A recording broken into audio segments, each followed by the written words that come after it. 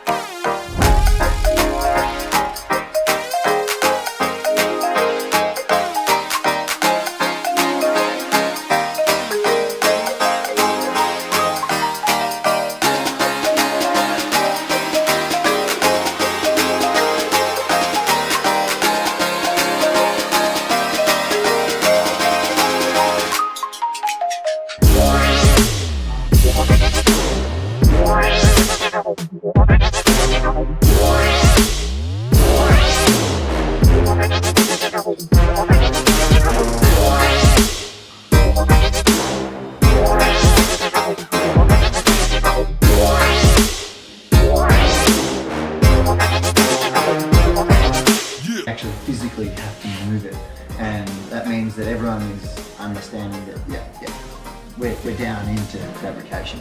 But this phase here is actually in production. Still in production. Yeah. So this is where our technical drawings all begin.